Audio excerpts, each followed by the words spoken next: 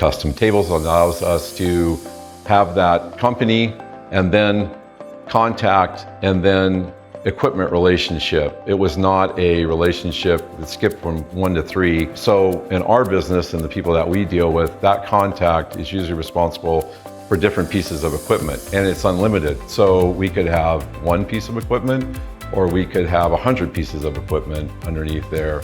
And we're just really starting to use it and market better with tables as well. For example, if I want to know how many pieces of equipment that I have that are over 10 years old, I can build a group or a filter right out of that. And then what I do is I can develop a marketing piece for a trade-in opportunity or a new product that's coming out or a service issue, things like that, to that particular group of customers using tables. So I think it's huge.